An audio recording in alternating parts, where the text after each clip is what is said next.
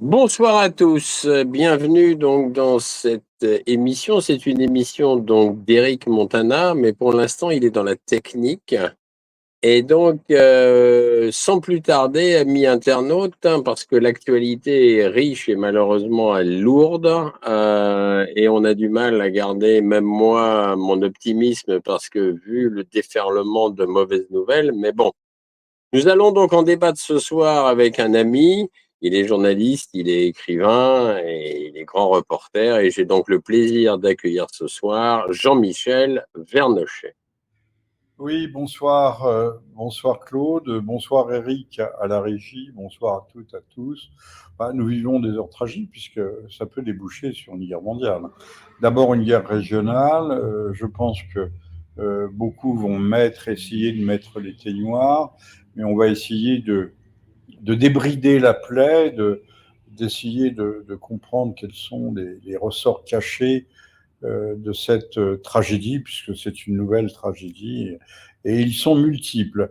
Donc nous allons aller à l'Orient extrêmement compliqué avec quelques idées simples.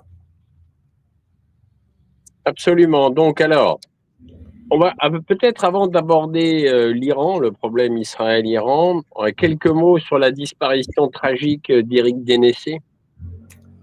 Bah, Après de l'avoir, quand même, la série, les coïncidences sont un peu nombreuses. On l'a retrouvé dans sa voiture sur un petit chemin de forestier et avec un fusil, je ne sais pas s'il était encore fumant à côté de lui, mais un homme comme Dénessé, à la rigueur, se suicide avec une arme de poing qu'il doit avoir, sans doute, peut-être, possiblement, et pas avec un fusil. C'est un truc de chasseur, ça, parce il faut mettre le canon, il faut tirer avec le doigt de pied, appuyer sur la queue de détente.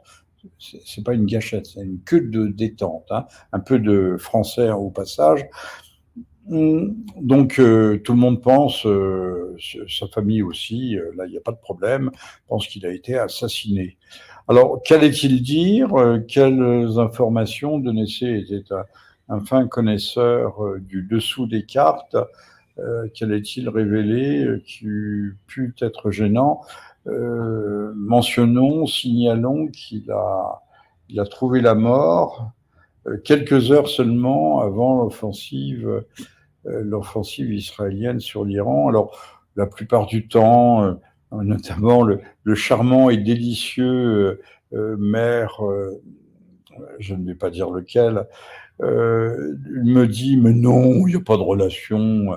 Je ne vais pas parler de relation de cause à effet, mais de rapport. Y a-t-il un rapport ou non entre les deux faits? Pourquoi pas? Delaware a disparu lui aussi. Alors,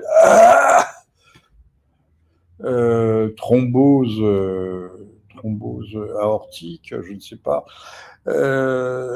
au moment où Israël lançait son offensive sur Gaza.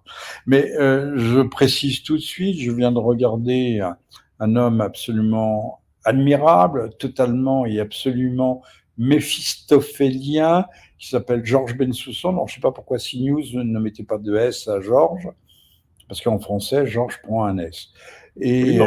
qui avait une rhétorique euh, bétonnée à l'absolu pour expliquer que Eretz Israël, qui est là depuis 3000 ans, et qui parle la même langue depuis 3000 ans, ce qui est faux, hein, parce que Moïse ne parlait pas l'hébreu. Les tables de la loi écrites en hébreu ne pouvaient pas être écrites en hébreu, puisque l'hébreu n'avait pas été encore inventé, si je puis dire, schématiquement. Et voilà, nous expliquait que ce pauvre Israël devait absolument se défendre contre une agression qui était une agression prévisible, mais possible et presque certaine de la part de l'Iran.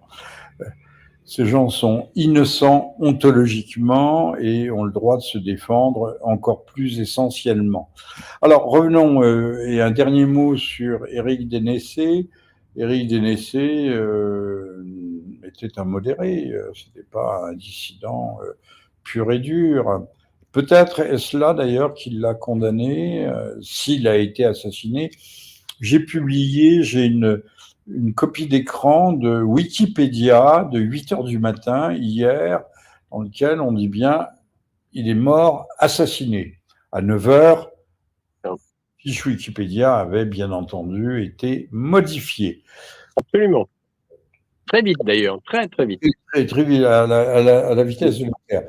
Alors je signale, mais ce n'est pas l'amiral Gaucheran ou le vice-amiral Gaucheran qui me contredira, mais il y a certains types de messages qui ne peuvent pas partir et qui bloquent la messagerie. Alors je les élimine et à ce moment-là, tout rentre dans l'ordre.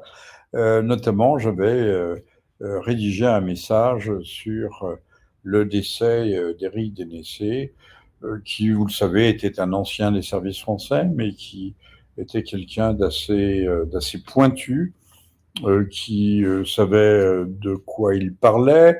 Bien sûr, on ne le voyait pas sur les grands médias comme Bruno Tertrais, directeur adjoint de la Fondation de la recherche stratégique, FRS, qui a été une très bonne institution à une certaine époque, très riche, très enrichissante, et qui, un beau jour, je m'en suis rendu compte, lors de la colloque de la grande bibliothèque Georges Pompidou, dérivait complètement dans l'idéologie et la propagande, mais c'est le sort de toutes les institutions en France. Et c'est bien triste, parce qu'au fond, non seulement la démocratie, mais l'intelligence humaine ne peut durer, perdurer, que si on a un minimum d'honnêteté intellectuelle, même allant à l'encontre de ses propres convictions. Donc Dénessé, on ne sait pas ce qu'il allait dire, ce qu'il allait révéler, mais en tout cas, il a dû aller un pas trop loin, et ce pas lui a coûté l'existence. Donc on ne peut que présenter évidemment nos sincères condoléances à sa famille et à ses proches de cette disparition tragique. Et effectivement, son site d'information Internet était quand même une mine d'informations très C'était sérieux. C'était très sérieux. C'était vraiment très très sérieux. Alors, on en revient peut-être à ce conflit Israël-Iran déclenché donc par Israël. Moi, ce qui m'étonne quand même, c'est de voir les titres dans la presse propagandistes, c'est bombardement préventif. Ça veut dire qu'aujourd'hui, une nation, quelle qu'elle soit, peut bombarder préventivement son voisin sous des prétextes fallacieux d'une possibilité de guerre. Ça, c'est quand même étonnant, c'est quand même insupportable, d'autant plus que l'Iran n'a jamais attaqué personne jusqu'à présent. D'autant, Claude, pardonnez-moi, je vous coupe, mais il faut que nous allions vite, d'autant qu'il y a une fatwa de l'imam Khomeini, fondateur de la République islamique d'Iran, si je puis dire, qui interdit la recherche en matière d'armes nucléaires. Voilà, ce qui ne veut pas dire que l'Iran actuel ne progressait pas. Ils étaient à 60% d'enrichissement de l'uranium, alors qu'il en faut 90%. Et selon l'AIEA, l'Agence internationale de l'énergie atomique, qui était censée surveiller les programmes nucléaires civils et militaires éventuellement, les Iraniens ne sont pas des innocents, certes, mais on est 60 à 90%, on en est très loin. Et on peut penser que les Iraniens préparaient la possibilité ou s'assuraient éventuellement une capacité de réaliser une bombe nucléaire en l'espace de quelques mois, sachant que pour les Iraniens, je vais revenir à l'imam Khomeini, sachant que pour les Iraniens, c'était une garantie, une assurance vie. Si, comme la Corée du Nord s'est armée du nucléaire, la Corée du Nord ne sera pas nucléarisée ni attaquée parce qu'elle a un moyen de dissuasion. Donc l'arme, mais je le répète depuis 20 ans, puisque ça fait 40 ans, 30 ans que ce procès est instruit contre la République islamique d'Iran. Je ne suis pas un agent de la République islamique d'Iran. J'essaye simplement d'être quelqu'un de lucide. Eh bien, il s'agit de se prémunir si vous êtes. C'est une arme purement dissuasive. Je reviens. L'ayatollah Khomeini euh, avait diffusé, non, on ne dit pas diffusé, on dit émis une fatwa, donc un ordre religieux, en disant que l'Iran ne devait jamais se doter l'arme nucléaire, qui était une arme profondément immorale. Et c'est vrai que ces armes de destruction massive sont immorales. Voilà. Donc le prétexte, j'entendais que c'était la menace. On parle que de menaces existentielles. Israël était menacé d'un péril imminent.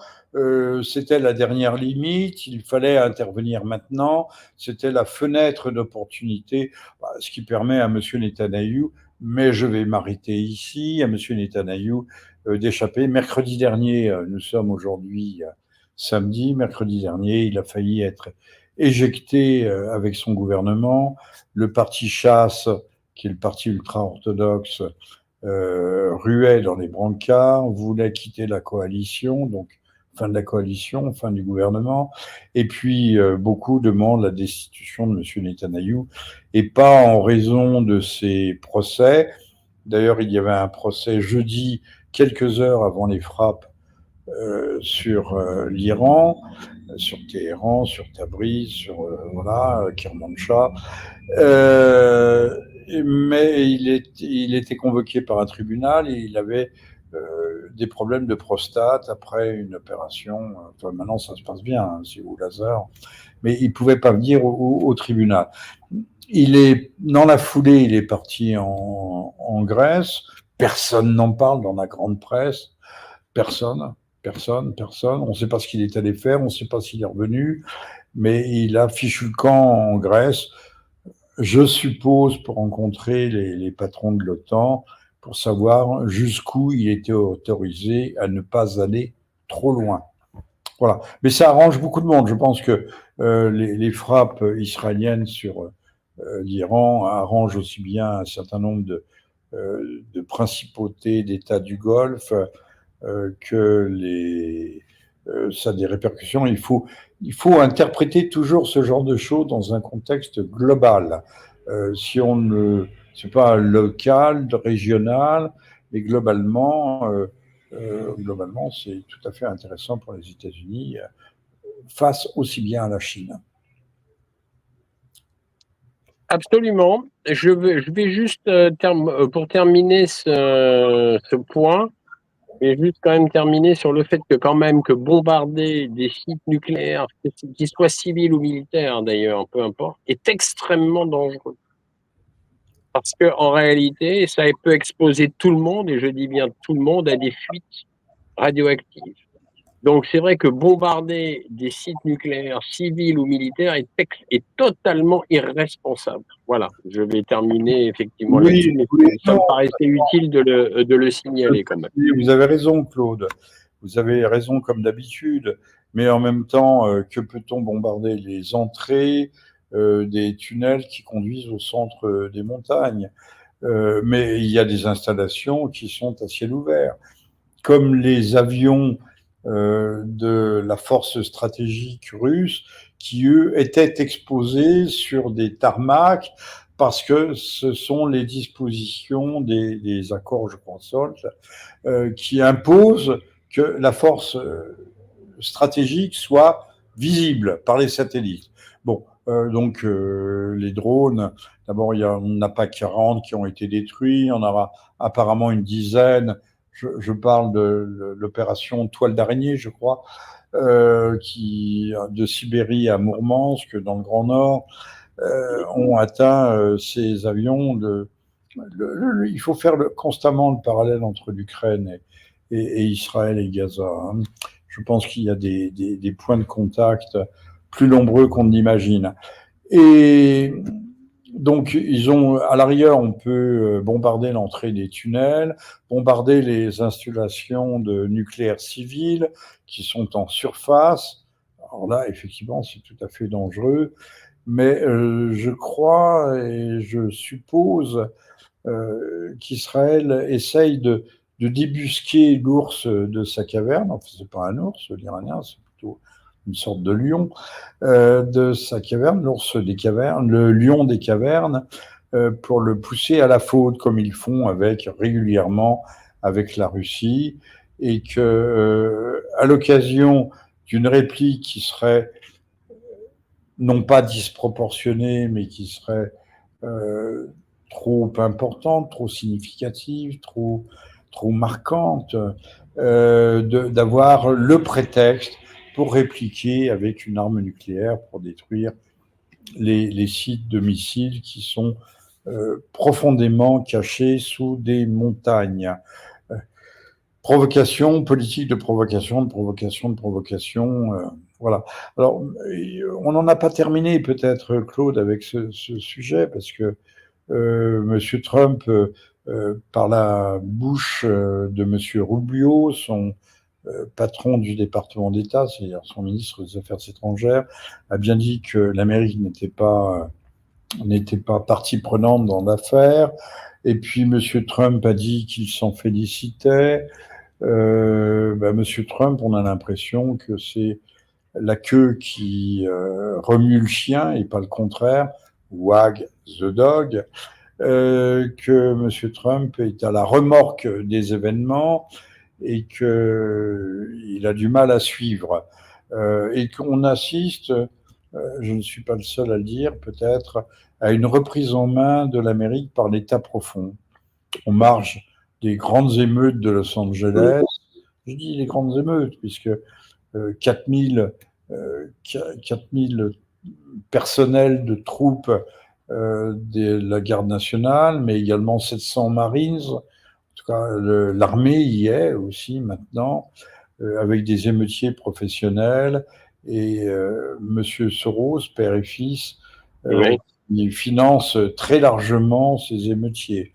L'Amérique ne se porte pas bien et elle a en son sein des communautés dissidentes, des Black Blocs, des antifas, mais qui sont une véritable armée, qui sont des agitateurs et des émeutiers professionnels.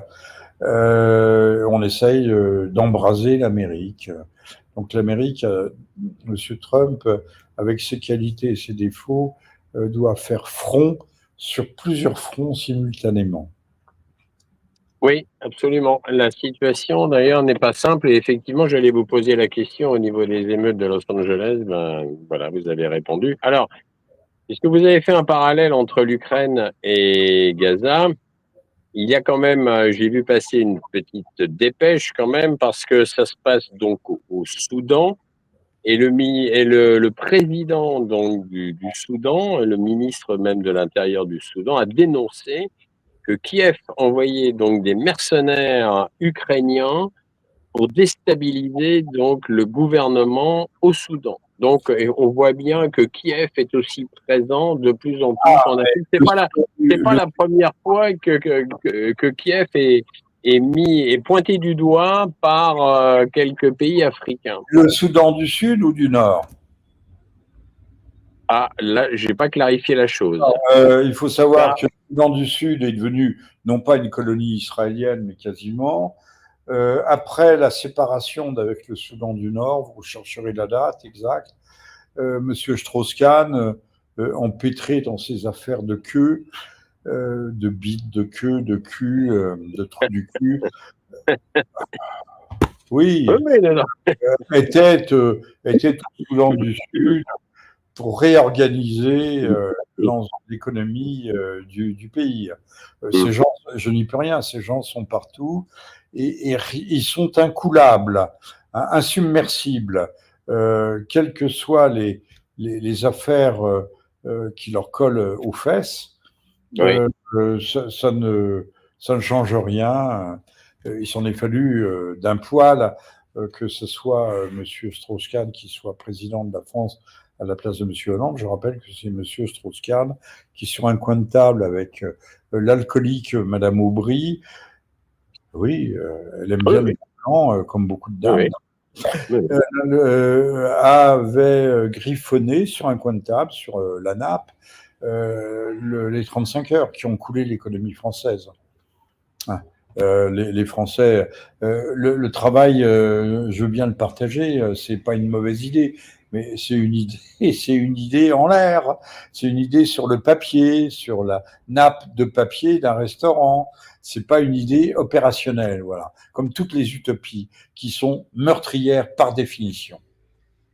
C'est ça, c'est tout à fait ça. Euh, un petit mot quand même aussi sur la perfide Albion, parce que nous n'oublions pas nos amis entre guillemets anglais, puisque en réalité, le Royaume-Uni vient donc de signer des accords militaires, de coopération militaire, donc de formation militaire avec le Kazakhstan.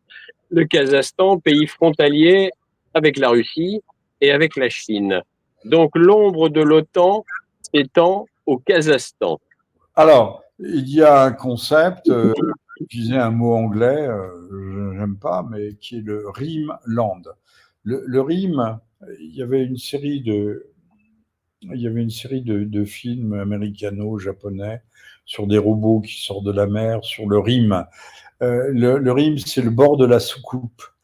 Et le bord de la soucoupe, c'est le bracelet, la ligne de contention, d'encerclement de l'espace continental, eurasiatique, c'est-à-dire le bloc russe et la Chine, sur la périphérie. Donc le Kazakhstan, c'est sur le Rimland. L'Afghanistan aussi. Maintenant, vous comprenez les raisons de la guerre sur le toit du monde. C'est ce qu'on a. L'Afghanistan étant non pas le Tibet, mais l'Afghanistan, le toit du monde, là où se jouait le grand jeu de Rudyard Kipling et qui tient le toit du monde, accessoirement le Kazakhstan, tient le monde tout court. En tout cas, voilà, c'est Mackinder, c'est les grands théoriciens de la géopolitique de la fin du 19e siècle, et c'est comme ça qu'il faut le comprendre. Le Kosovo, la guerre du Kosovo se comprend comme ça. Les Américains ne sont jamais venus au secours des musulmans du Kosovo, qui était une province serbe, indéniablement, même si elle avait été grand remplacée par des musulmans. Chercher la trace, ça part des pays baltes et ça va presque jusqu'à la Mandchourie. Voilà, donc c'est vrai, la stratégie américaine on fait de la bonne cuisine dans les vieux pots et elle est toujours la même. Et d'où les drames je dis les drames, pas les tragédies de la Géorgie. Maintenant, la tragédie ukrainienne s'inscrit dans ce vaste projet géopolitique et géostratégique. C'est ça. Donc, malheureusement, nous n'en avons pas encore fini et le président Poutine n'en a malheureusement pas encore fini avec les velléités de l'OTAN. Ça, c'est malheureusement une certitude. Tant qu'il n'aura pas accepté que la Fédération de Russie soit dépecée, morcelée, que ses ressources naturelles ne soient pas livrées au marché mondial et à la gouvernance du même nom, ça n'ira pas. Sauf, mais ça c'est tout à fait possible, à ce qu'il y ait un effondrement de la Grande Amérique. Mais il y a beaucoup d'effondrements en cours qui pourraient être envisageables. Tout à fait, tout à fait, tout à fait. Et c'est vrai qu'un avenir proche peut le confirmer, oui. Oui, oui. Alors, Jean-Michel, nous pourrions peut-être parler malheureusement du problème des enfants meurtriers de plus en plus nombreux en France. Écoutez, on sait que beaucoup d'enfants, je vais pas vous donner de statistiques, mais à partir de l'âge de 11 ans, consultent des sites pornographiques c'est de la pornographie pas calme. Hein. C'est pas uniquement Zooping Zulu, Looping Zulu. C'est de la pornographie violente aujourd'hui, où est le bien, où est le mal? Dites-moi. On vous présente des serviettes hygiéniques sur une toile à Beaubourg en vous disant que c'est une œuvre d'art. Pardon pour la crudité de mon propos, mais nous y sommes. Il n'y a plus ni bien ni mal, ni beau ni laid, ni haut ni bas. Les hiérarchies sont abolies puisque nous sommes tous égaux, indifférenciés et substituables. Alors je veux bien qu'il y ait des universaux comme c'est un humain. Oui, c'est un humain, mais enfin bon, il y a différentes catégories d'humains. Que je sache. Même le marxisme voulait, le sujet était collectif, c'était la classe sociale, les bourgeois, les méchants bourgeois d'un côté, oui, qui ont des défauts comme tout le monde, et puis les prolétaires qui sont vertueux, étaient vertueux et talentueux, par définition, exploités et opprimés. Voilà, maintenant, ce sont plus les prolétaires, ce sont les gens du tiers-monde, les racisés, les décolonisés, les dé, ce que vous voulez. Et bien, on est dans un monde cul par-dessus tête. La violence s'affiche, regardez les programmes de la télévision publique, ce ne sont que des séries avec des meurtres, des gens qui sortent des règles, du sentier battu. Pour ceux qui n'aiment pas la charia, je rappellerai que la charia, ça signifie la voie droite. Alors la charia a d'immenses défauts, bien sûr, mais elle essaye de donner normalement, quand elle est appliquée par des musulmans raisonnables et des musulmans orthodoxes surtout, pas des musulmans wahhabites, qataris et tout ce que l'on veut. Je vous renvoie à mon livre Les Égarés, hein, où je montre que le salafisme, mais revu par les Qataris et les Saoudiens, c'est une hérésie schismatique de l'islam. C'est pas l'islam. Je ne sais pas où est l'islam, enfin il y a des tas de musulmans qui confessent leur foi dans le calme et l'intégration. C'est peut-être tout ce qu'on peut leur demander, d'être bien intégrés et peut-être pas d'adorer la France, mais en tout cas de respecter ses règles et ses lois. Voilà. Et donc, les enfants tueurs, je ne suis pas le seul, il y en a qui ont remarqué, que ce soit De Villiers ou Onfray, ont remarqué que le collège où le dernier tueur a sévi, Quentin, s'appelait Françoise Dolto. Françoise Dolto est la mère d'un gros type qui s'appelait Carlos, qui chantait. Illustration même de ces théories éducatives, puisque moi j'ai connu dans ma jeunesse, après mon adolescence, des couples bobos avant la lettre, qui n'apprenaient pas la propreté à leurs petits enfants. Donc au lieu de les mettre sur le pot, il lui dit c'est l'heure, vas-y, pousse. Et les enfants chiaient dans tout l'appartement parce qu'il ne fallait pas les contraindre. Et bien voilà, une société sans contrainte, société de l'ego absolu, ce qu'on appelle le solipsisme. Moi seul au monde, je fais que ce que je veux, que ce que je veux. Voilà, et ben oui, je suis parce que je veux. Je suis ce que je veux. C'est ça le résultat. Plus les jeux vidéo, plus Netflix, Disney. Enfin, Disney a tourné un peu, a viré un peu sa cutie. Les Marvel Comics qui relèvent de la pathologie mentale la plus profonde, sont des fantasmes mégalomaniaques, de surpuissance. C'est bien d'avoir des héros, mais il faut que les héros restent à dimension humaine, que ce soit des héros accessibles auxquels on puisse plus ou moins s'identifier. C'est très joli, le surfeur d'argent, mais ça va une seconde. Ou Spider-Man, tout ça est né d'ailleurs, il faudra le dire et le répéter, dans une démarche de propagande, de mobilisation des esprits. C'est une espèce de drogue audiovisuelle tout court, qui a été inventée à la fin des années 30 pour engager les jeunes Américains dans la guerre contre les nazis. Captain Américain, au début, fracasse du nazi à tour de bras. Et amphétamine, captagon intellectuel pour ces jeunes gens, pour les engager à aller se faire tuer sur les rives, sur les berges, sur les plages du Pacifique, ce qui est arrivé à nombre d'entre eux.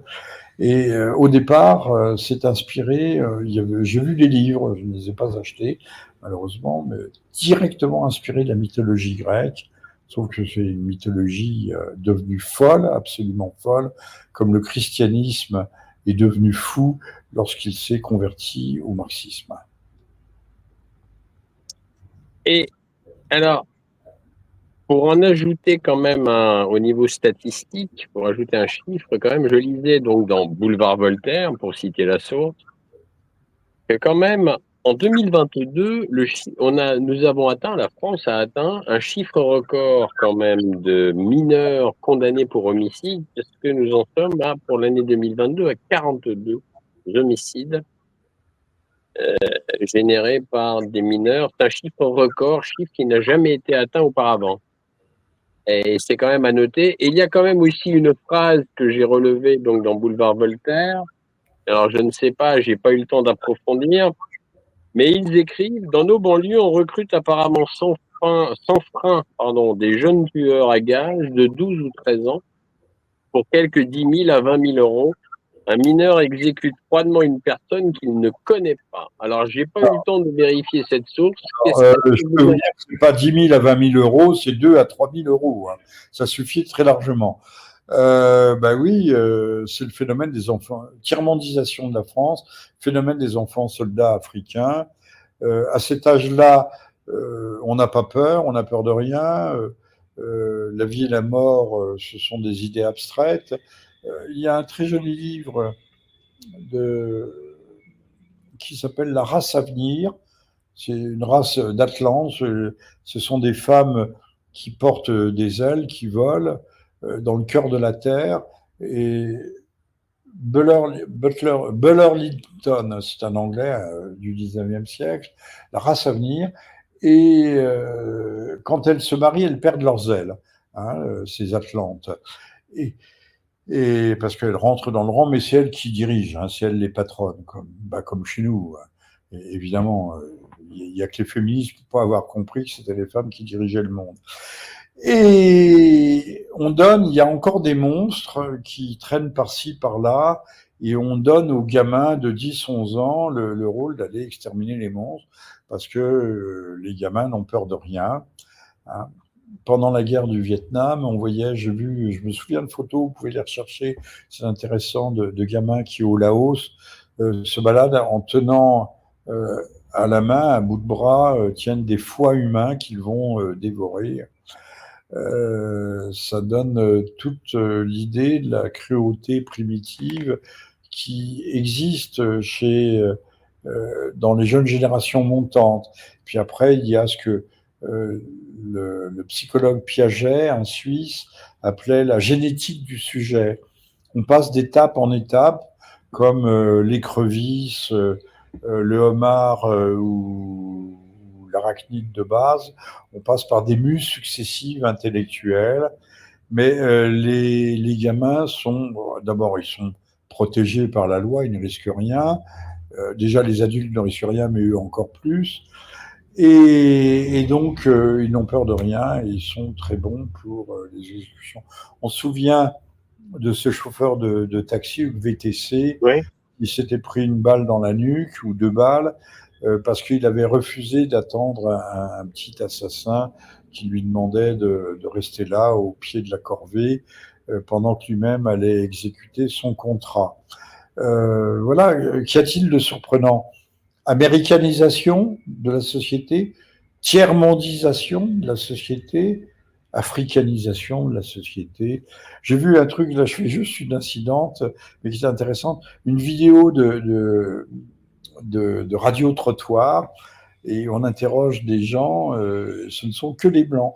Mais si vous allez à Paris, c'est M. Macron qui l'a dit, d'ailleurs je répète son propos, vous pouvez chercher-le, vous allez le retrouver, ou disant en fait que le Zaïre c'était la France. Eh ben Paris c'est Zaïre-sur-Seine, mais là il y avait que des Blancs. Eh bien on sait que ces interviews de radio-trottoir ont été faits par l'intelligence artificielle. Merci à elle qui nous fait croire que le grand remplacement est un fantasme, une chimère, une idée folle, et qu'il faut soigner les gens qui y pensent ou qui y croient. Intéressant au niveau de l'IA, effectivement intéressant. Alors à noter quand même au niveau des enfants de plus en plus meurtriers, et il y a le même phénomène, je suis tombé sur un article intéressant, il y a le même phénomène aux États-Unis. C'est-à-dire que le nombre d'homicides générés par des mineurs est en augmentation aussi aux États-Unis. Donc on voit bien que, eh bien, que les États-Unis aussi sont en perdition, tout comme nous le sommes également. C'est la société occidentale. C'est ça. Les émeutes de Los Angeles, c'est pour montrer que finalement, les Blancs doivent dégager ou se réduire dans des ghettos, dans des bantoustans au centre de l'Amérique, qu'ils continuent à cultiver le blé et le maïs, mais pour le reste, qu'ils ne se mêlent pas de la direction de la planète. Nous n'avons plus notre place, mais il faut le comprendre. À force de raser les murs, de ne pas oser appeler un chat, nous finirons par y être alignés. Je signale que 17% en France de la population, jeunes, vieux, présente des symptômes dépressifs. 17%, c'est énorme. C'est énorme que je n'ai pas les pourcentages, mais qu'il est considérable de jeunes femmes de 35 à 45 ans qui présentent des signes précoces de ménopause, qui sont atteints. Donc ça veut dire qu'il y a l'effondrement démographique. Alors on ne fait pas la relation avec la vaccination, on parle des perturbateurs endocriniens qu'on boit dans l'eau du robinet, qu'on boit dans la bouffe de supermarché, qu'on avale dans la bouffe de supermarché, qu'on respire dans l'air et dans l'air du métro, 40 pesticides, 50 pesticides dans l'air du métro. Merci nos agriculteurs. Bah oui, oui. Faut pas prendre le métro, enfin on n'a pas le choix. Et bien, là je crois qu'il y a des signes. Monsieur Macron a raison de s'occuper de la pollution des océans, on le lui reproche, mais tout est lié. Encore une fois, les défis sont globaux, ils sont systémiques. Ce meurtre atroce, 7 coups de couteau pour cette gardienne, pour cette Surveillance. surveillante assistante, est une chose ineffable. On ne peut pas la qualifier, c'est indicible. Mais le gamin en question dit je ne regrette rien. Ben oui, Oui, il a été stérilisé intellectuellement. Alors c'est une réaction de sociopathe, voire de psychopathe, l'indifférence à la douleur d'autrui, de centrage, d'égocentrisme ultra, outrancier, c'est ce que j'ai appelé tout à l'heure le solipsisme, moi seul au monde, moi seul compte. On ne peut plus rien dire à qui que ce soit parce que il est outragé tout de suite. Les gens sont outragés dans leur sensibilité, dans leur identité. Il n'y a plus de sanctions possibles. Bon, voilà. Le monde ne s'écroule pas, il s'est écroulé. Alors, il est temps, encore une fois, de réagir. Alors, je tiens à préciser, je ne m'appelle pas Dénessé et je ne suis pas suicidaire. Hein. Pas du tout, du tout, du tout, du tout. Je suis vieux, fatigué. Non, mais oui. pas suicidaire non plus. Et quelques jours ou quelques heures avant son accident, voilà, il se portait plutôt bien. Oui. Mais c'est intéressant cette réflexion parce que j'ai eu la même réflexion de par le bon tweet français, n'est-ce pas, que je connais. Et il m'a fait exactement, il a effectivement écrit la même chose, c'est-à-dire qu'il est en bonne santé, il n'est pas suicidaire. Donc effectivement, Jean-Michel, nous sommes entièrement d'accord, et moi, je peux le dire aussi, je suis en bonne santé et je ne suis pas suicidaire non plus. Voilà, comme ça, ceci étant posé. Ne pas vous vexer, vous n'avez pas la sensibilité, vous n'êtes pas un écorché vif, mais vous n'êtes peut-être pas une cible prioritaire, vous n'êtes pas assez, vous faites bien votre travail, mais il y en a d'autres comme Dénessé, comme Delaware. Delaware, quand même, foutait les pieds dans le plat, hein. Tous Oui, les c'est vrai. presque, il donnait les statistiques de mortalité. J'entendais monsieur Georges Bensoussan, homme méphistophélien ou leak remarquable, qui nous disait 50 000 morts, c'est pas un génocide. Sauf que selon The Lancet, Oui, les statistiques produites par Delaware, c'était plutôt de 100 000. Et si on fait la déduction des Palestiniens que les Israéliens veulent aujourd'hui évacuer, c'est une simple soustraction. Ils veulent expulser, je crois, 1 300 000, etc. Il en manque 500 000. Donc il y a eu 500 000 morts. On ça. peut se poser la question. Si ça ne s'appelle pas un génocide, ça s'appelle comment, hein? Oui, euh, oui, De oui, dire oui, oui, il y a des ruines, c'est pas bien les ruines, mais Monsieur Bensoussan nous expliquait que c'était des destructions matérielles. Non, il y a des hommes sous les ruines aussi, des femmes, des enfants, des vieillards, qui sont démembrés en petits morceaux et qui puent. c'est ça. Malheureusement, c'est ça. Et comme l'heure tourne, en parlant un peu de Gaza, qu'est-ce que vous avez pensé donc de l'action de Rima Hassan et de Greta Thunberg? Oh, Thunberg, c'est de la communication pure. Madame Rima Assad, elle est dans son rôle, et puis elle est cohérente avec elle-même.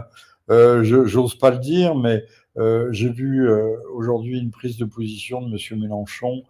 Je suis aux antipodes. Vous comprenez ce que signifient les Oui, antipodes oui, euh, oui, de Monsieur Mélenchon, mais je ne pouvais pas ne pas être plus ou moins d'accord avec lui. On confond tout. Je vous renvoie à mon livre Les Égarés. On confond l'islam et l'islamisme.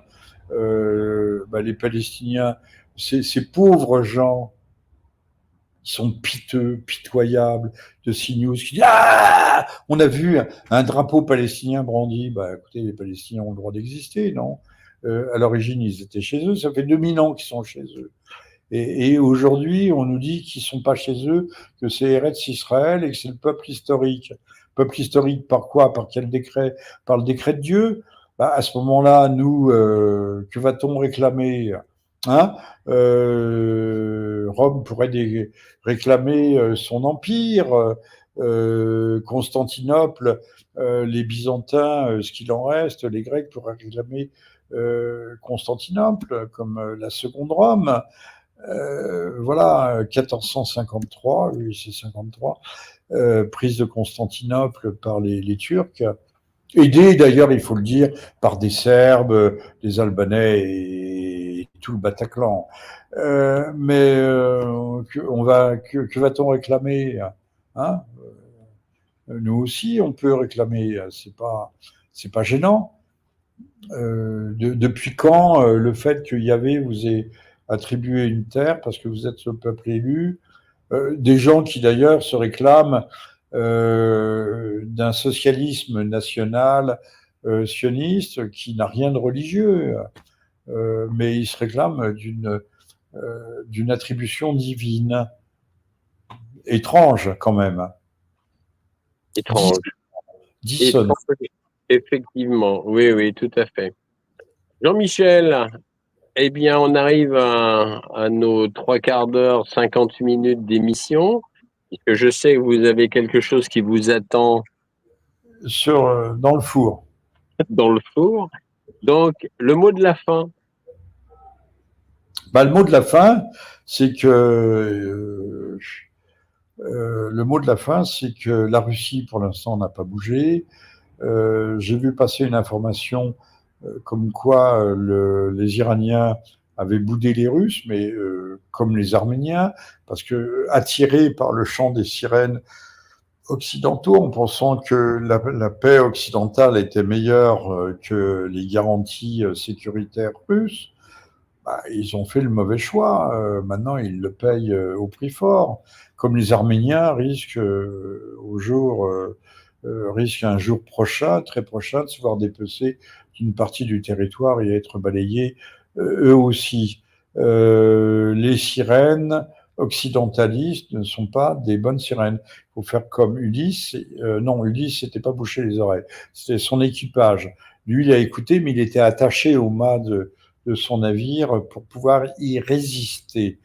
Voilà. Mais la Russie ne laissera pas totalement écraser l'Iran. Je vous renvoie, on trouve sur la toile actuellement, je suis revenu à un discours de 89, pas un discours, une lettre, une missive de l'imam Romani envoyée, la seule qu'il ait jamais envoyée à un chef d'État, à Gorbatchev, qui n'était pas chef d'État, il était secrétaire général du Politburo, donc du Parti communiste de l'Union soviétique, et où il appelait à une conversion spirituelle, alors bien sûr islamique, chiite, mais en disant qu'il fallait respiritualiser le monde. Et je pense que cette donc par la suite à une alliance avec l'Iran, il y a eu un propos de Douguine, d'Alexandre Douguine, je vous rappelle, dont la fille d'Aria a été assassinée assez lâchement. Elle aussi est morte dans sa voiture, mais pas de la même façon qu'Éric Dénessé. Donc l'imam Romani voyait loin, voyait au-dessus et par-dessus, par-delà la ligne d'horizon. Mais aujourd'hui, l'Iran actuel a peut-être manqué sa chance. Maintenant, il faut savoir quelles sont leurs ressources, s'ils ont les moyens de tenir le choc, sachant qu'Israël ne peut pas, certainement au-delà d'une semaine, envoyer ces F-35. Une heure de vol de F-35, c'est 10 heures de maintenance. Donc ça s'use vite, c'est comme les canons, les canons César, dont les tubes tirent quelques centaines de coups et après doivent être remplacés ou mis au repos ou révisés. Le matériel moderne n'est pas quelque chose d'impérissable. Donc, on sait qu'apparemment, deux F-35, qui sont le Oui. fleuron, sont tombés. Alors, j'ai vu un petit parachute descendre dans le ciel. Je gage et je vous garantis que la petite pilote israélienne, je sais pas pour, c'est quand même curieux d'envoyer des femmes dans l'espace comme ça, parce que bon, les femmes sont malgré tout, qu'on le veuille ou non, plus fragiles que les hommes. Et bon, elle descendait, elle sera très bien traitée. Je rappelle qu'en Irak, ils avaient attrapé une petite soldate qui a été blessée. Ils l'avaient emmenée à l'hôpital, chouchoutée. Vous retrouverez son nom aussi si vous le voulez. Et qu'en fait, quand elle a été rendue à sa sainte patrie américaine, on lui a fait dire absolument qu'elle avait été violée. On sait, la fille, non, non, je n'ai pas été violée, ou si dans mon sommeil, sous drogue, mais elle n'avait pas été violée du tout, elle avait été soignée au mieux par ces abominables Irakiens. Mais l'Amérique, c'est quand même l'empire du mensonge. C'est Oui. aussi l'empire du chaos. Ces gens, par eux, tous ces gens, c'était Attila, là où Attila passe, l'herbe ne repousse pas, ou l'herbe trépasse. L'Amérique sème le chaos depuis deux Le siècles, début. plus Le début. d'existence depuis le début. Depuis le début. L'Amérique n'a connu que 20 à 30 ans de paix sur Oui. ces 2 siècles et demi d'existence. C'est Oui. pas le nationalisme qui est la guerre, c'est la démocratie. Voilà. La démocratie comme religion universelle, mais religion conquérante, religion cruelle, religion dévastatrice. Pensez à cela. Pensez-y fort. Eh bien, merci Jean-Michel de cette belle émission. Nous nous retrouverons dans un mois, puisqu'on fait Oui, oui. une petite émission mensuelle. On ne sait pas où En sera attendant, là. bonne soirée, bon appétit qui s'annonce. Amis internautes, merci d'avoir été présents. Et pour ma part, on se retrouvera vendredi prochain. Merci Jean-Michel. Merci à tous. Claude, merci Eric, merci à toutes et à tous, et haut les cœurs, en espérant que le ciel ne nous tombera pas sur la tête. Voilà. Absolument. À bientôt. À bientôt.